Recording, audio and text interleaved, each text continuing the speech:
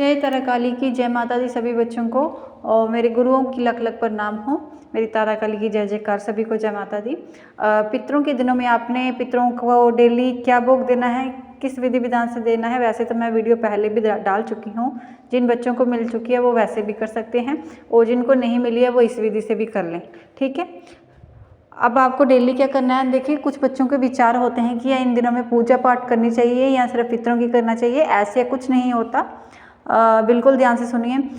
जो लोग सिद्धि साधना में अभी तक लगे हुए हैं, उन्होंने पितृ साधना करने के लिए सिद्धि नहीं छोड़नी है, अपनी पूजा पाठ नहीं छोड़ना। जो सिर्फ पूजा पाठ करते हैं, जोत देते हैं माता को, देवी देवताओं को, कुल देवी देवताओं को, वो अपनी पूजा पाठ जारी रखेंगे। और इसके दौरान क्या करेंगे, देखिए, जब इस दौरान पितृ मतलब आपके घर में जब पितृ आते हैं, जब पितरों का प्रवेश होता है, तो वो आपकी ये पूजा पाठ देख के प्रसन्न होते हैं कि हमारे आगे के जो वंश है वो पूजा पाठ में लगन में लगे हुए हैं, तो वो प्रसन्न होते हैं। तो इसमें ये कोई दिक्कत नहीं है कि आप अपनी पूजा पाठ छोड़ के उनकी पितरों को मनाएंगे, ऐसा कुछ नहीं होगा। आपने पूजा पाठ जारी रखनी है, डेली की आपकी ज्योति जैसे चल रही है वैसे करते रहिए। बस एक छोटी सी विधि में से, मतलब एक छोटा सा मैं आपको बात बोलना चाहती हूँ कि सिर्फ आप एक काम करना कि जिनके घर में बड़ी बड़ी मूर्तियाँ होती है, प्रतिमा होती है माई की, तो वो ना मूर्तियों का हाथ नहीं लगाएंगे इन दिनों में। बस आप जोत वगैरह जारी रखिए और पितरों की पूजा। और पितरों का ना एक विधि और होती है कि पितरों को कभी भी माँ देवी शक्तियों के बीच में नहीं बिठाना चाहिए, उनका थोड़ा सा अलग से स्थान ही होता है। ठीक है, तो थोड़ा, क्योंकि देखिए, अगर आप जैसे माँ काली की मूर्ति लगी है, महामाई की शक्ति, आप भोग दे रहे हो, उनके साथ भैरव शक्तियाँ भी चलती हैं, आपको पता ही है, तो बीच में आप पितरों को बिठा देंगे तो गलत हो जाता है। तो उनका बिल्कुल स्थान थोड़ा सा अलग ही रखिए हमेशा। उनका भोग, उनके वस्त्र, ये सब चोला वगैरह उनका अलग, थोड़ा सा अलग स्थान में बिठाइए। जिनके पितर घर में बैठे हुए हैं, उन्होंने तो भोग प्रसाद क्या देना है, जैसे कहते हैं कि जिन्होंने पितरों की निशानियाँ दी हुई है, उनको मोहरे पे बिठाया हुआ है, तो उन लोगों ने क्या करना है, डेली की पूजा में सुबह 4 बजे उठना है, नहा धो के अपने कुल देवी देवताओं की पूजा करनी है, अपना भोग बनाना है। और इनके साथ साथ पितरों के लिए आपने क्या करना है, जिन्होंने घर में बिठाए हैं वो क्या करेंगे, पितरों के नाम के कपड़े रखेंगे, उनके नाम के जो पितर मनाए हुए हैं उनके नाम के कपड़े वस्त्र रखेंगे।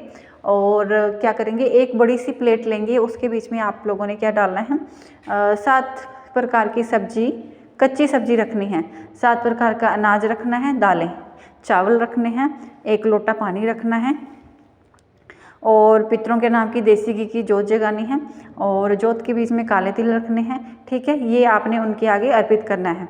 और ये जो सामान कच्चा ही रखना है। इसके अलावा जो आप भोग बनाओगे, भोग में आप सुबह पितरों को खीर भी दे सकते हैं, देखिए रोटी भी दे सकते हैं। इसमें ना कोशिश करिए कि प्याज का सेवन ना करें, सात्विक खाना रखें।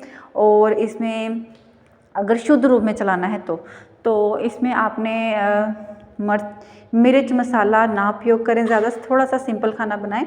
और इसमें आपने क्या करना है, ये जो आप सुबह का भोग बनाएंगे वो अपने उसमें खीर का सेवन जरूर करें, सफ़ेद चीज़ का सेवन जरूर करें, पितृ प्रसन्न होते हैं। तो उनका चोला रखने के बाद उनके वस्त्र पूरे होने चाहिए, 5 कपड़े होने चाहिए, सर से लेके पाँव तक, चप्पल तक उनकी रखनी होगी। उनकी शस्त्र अनुसार एक डंडा पास रख दीजिए। उसके अलावा आपने छाता रखना है, चप्पल रखनी है, वस्त्र रखने हैं।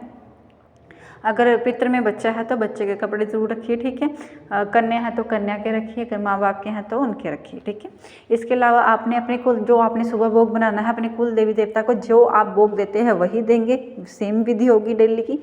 पितरों में आपने क्या करना है, उनके नाम की खीर बना करके, और सुबह ज़रूर आपने डेली क्या करना है, इन दिनों में आपने ना थोड़े से सफ़ेद चावल लेने हैं, बना करके उसमें तिल मिक्स करने हैं।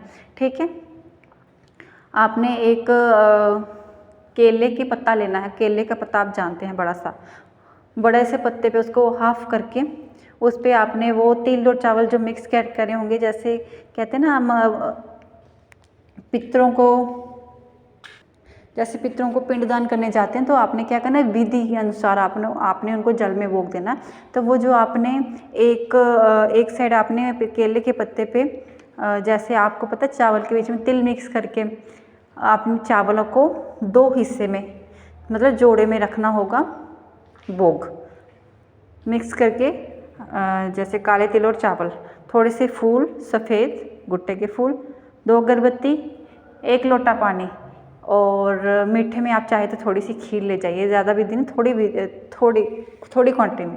ये आप सारा सामान नहर के पास जाएंगे, अपने घर के पास अगर आसपास कोई साफ़ सुथरा जल है, किसी नाले में मत कर दीजिए, ठीक है। तो आपने ये कार्य सुबह सुबह 4 बजे से 5 बजे के बीच करना होगा, ज़्यादा से ज़्यादा 6 बजे से पहले पहले, ठीक है।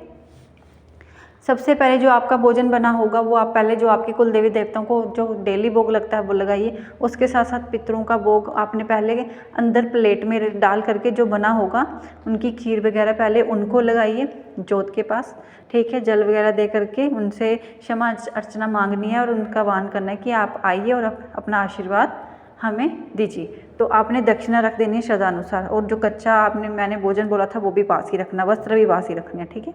तो जो बना हुआ भोजन उनको लगाने के बाद आपने छत पे जाना है। कौवों को आपने जो चावल और तिल होंगे थोड़े से ऊपर भी चावल डालेंगे आप, कौवों को बोझ देंगे आप। और ऐसे नहीं गंदे तरीके से दीवारों पे जब आप फेंक देते हो तो फिर देखिए इस वक्त पितरों के दिन होंगे तो गंदे, जितना आप गंदा काम करोगे इतनी शक्तियाँ गंदी होती है, इतने गंदे रूप में। कहते हैं प्रेत योनि से कभी कभी आपकी शक्तियाँ प्रेत योनि में भी चली जाती हैं आपके पितरों की। तो उनको साफ़ करने के लिए तो साफ़ सुथरा जितना अच्छा काम करोगे, साफ़ करोगे तो शक्तियाँ भी साफ रहेंगी। तो आपने ना एक कटोरे में पानी और ऊपर प्लेट रख देनी है, चाहे उनका भी भोजपत्र जैसे आपको मैंने बताया बड़ के पत्ते पे या फिर ये इसके पत्ते पे, केले के पत्ते पे जो होता है ना केले का पत्ता, उसका बड़ा पत्ता लेके उसका हाफ करके आधा जल में दे सकते हो, आधा जल छत के ऊपर रख दीजिए, उसी पे आप उनको भोजन दे सकते हो, ठीक है। पितरों के नाम का आप छत पे आप उनके नाम का जो भी आपने खाना बनाया होगा, खीर बनाई होगी, रोटी बनाई होगी, दाल चावल बनाए होंगे, जो भी बनाया होगा आप उनको पितरों को भी भोग लगाएं। थोड़ी क्वांटिटी में लगानी है जो वेस्ट ना हो, थोड़ी सी लगा करके आप उसके बाद आप ऊपर छत पे डाल सकते हैं कौवों को, ठीक है, जो उनका बचा हुआ भोग होगा। जल भी रखना है इन दिनों में, डेली आपने जल ऊपर छोड़ना है। इसके अलावा आपने एक हो गए कौवों को, उसके बाद आपने गाय के लिए रोटी तैयार करनी है। 2 रोटियाँ आपको बनानी होंगी, ठीक है। 2 रोटी डेली पितृपक्ष में आपने उनको देनी है जब आपने जल में भोग देने के लिए निकलना है। इसके अलावा आपने कुत्ते को भी खाना डालना है। इसके अलावा चौथा जो भोग होगा आपका वही जो मैंने आपको समझाया कि भोजपत्र जो केले के पत्ते का बना करके उस पर आपने तिल के चावल रखने हैं, काले तिल के चावल 2 हिस्से में, अगरबत्ती, फूल, और चाहे तो आप वहाँ पे वो भी ले जाएं। जो कपूर होता है, कपूर से भी आप उनका वाहन करते हैं। थोड़ा सा कपूर उस टाइम प्रज्वलित करके तो जल के पास खड़े होके हाथ में जल लेके बोलना कि हे ओम पितृदेवताय नमः स्वाहा। ओम पहले आपने हमेशा, आपको पता है कि इन शक्तियों में नारायण जी का बहुत हाथ होता है, जितनी भी पितृ शक्तियाँ होती हैं नारायण जी का उन पे हाथ होता है, ठीक है। अब बात आ गई ना क्लियर कि आप बोलते देवी देवताओं को इनके साथ नहीं मानना चाहिए, ऐसा कुछ नहीं। जब बीच में नारायण जी आगे, राम जी आगे तो उनसे बड़ा क्या है, ठीक है। तो आप लोगों ने क्या करना, ओम श्री वासुदेवाय नमः बोल के पहले एक जल की होती छोड़नी है जल के पास, जो आपके आसपास कहीं भी पानी का एरिया होगा, नदी होगी जो भी, ठीक है। उसके बाद जो भोजपत्र पे आप भोग लेके आए हैं आराम से ओम पितृदेवताय नमः बोल करके आपने वो भोज छोड़ना है, हाथ में जल लेके बोलना कि हे पितृदेवता। उनको मन में याद करके कि हमने जो याद रखिए भोजपत्र में 1 रुपये का सिक्का ज़रूर रखें, क्योंकि जब देना भोग पूरी तरह से दीजिए। तो आपने ओम पितृदेवताय नमः स्वाहा और उनको अपने मन में याद करके बोलना कि हे प्रभु, हे नारायण जी, जो भी हमने भोग दिया हमारे पितरों तक पहुँचाइए ताकि उनका आशीर्वाद हमारे ऊपर बना रहे। और जो भी आपके पितर निराश होंगे, क्रोधित होंगे बहुत देर से, तो आपको वो दर्शन भी देंगे और आपके रास्ते भी खोलेंगे। पितरों की वजह से भी कई काम जो आपके बंद जाते हैं। तो इस तरह से आपने डेली भोग देना है। और इसके अलावा मैंने बता दिया अपने कुल देवी का और इष्ट का जो आप मंत्र जप कर रहे हैं वो जारी रखें, क्योंकि अगर आप पूजा पाठ कर रहे हैं तो आपको देख के आपके पितर भी प्रसन्न होंगे कि हमारे जो कुल है वो वंश जो है कि अच्छे राह पे हैं, तो वो प्रसन्न होकर ही जाएंगे, ठीक है। और दक्षिण की ओर एक दिया जो आपने अपनी चौखट पर जगाना है डेली पितरों के दिनों में, ठीक है। जो आपने देसी घी का दिया जो रखना ना पितरों के दिनों में अंदर जो सेवा में, वो देसी घी का होगा।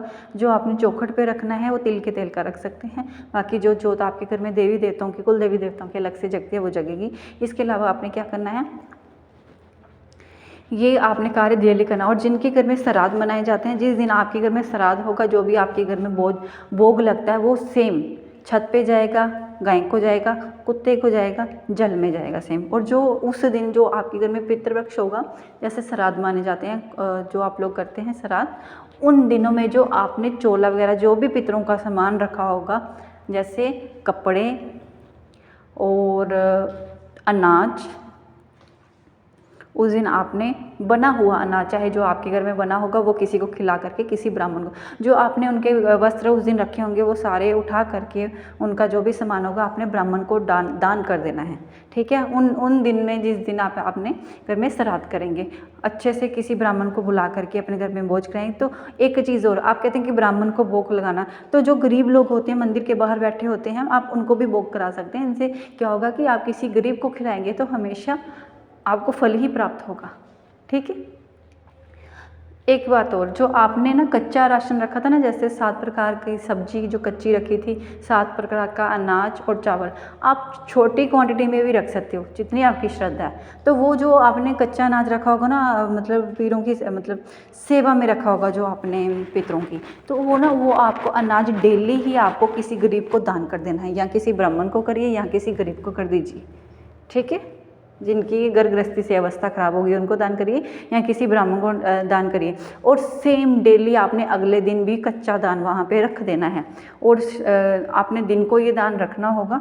और शाम के 4 बजे, 5 बजे, 6 बजे या 7 बजे किसी ब्राह्मण के पास जाना है, मंदिर में जाइए, या उनको घर बुला के, या आपके आसपास कोई रहते हैं, और ना मिले तो किसी गरीब को वो दान करना है डेली। ठीक है, तो ये डेली आपका कच्चा भोग जो आपने वहाँ रखना है, दिन को रखना है, शाम को दे देना है। बना हुआ आपको मैंने प्रोसेस बता दिया, वो छत पे जाएगा, पानी में जाएगा, कुत्ते को जाएगा, गाय को जाएगा। ठीक है, और डेली आपको इन दिनों में 4 से 6 बजे के बीच अपने ये सुबह के कार्य खत्म कर देने हैं।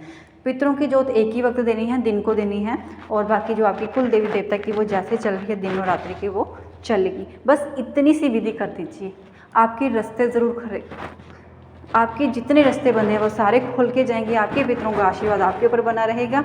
इसी तरह से किसी के पितर प्रेत योनि से मुक्त हो जाएंगे, किसी के निराश होंगे तो आपको आशीर्वाद देके जाएंगे। और आखिरी दिन में आपको पता है क्या करना है, कि आपको पता है एक पूड़ी बनानी है और दो छोटे छोटे डंडे रख देने हैं अपने गेट के पास, और उस पर दिए में तेल लगा करके उनको विदा करना है आखिरी दिन। और आखिरी दिन में आपने एक उपले के ऊपर उनको हवन भी देना है। अच्छे से खीर बना के, पंचमेवा डाल करके अच्छे से खीर बनाइए, और उनको उपले पे आहुतियाँ दे सकते हैं। ओ पितृ देवताएं नमः स्वाहा बोल के उनको आहुतियाँ दीजिए, 21-11 दे दीजिए, और हाथ में जल लेके बोलना कि हे पितृ देवता, जो भी अपने आपके घरों के बिल्कुल मन में मतलब आस रख के बोलिए कि हमारे से कोई गलती, कोई भूल चूक हुई होगी तो क्षमा करें, मेरी सेवा को स्वीकार करें।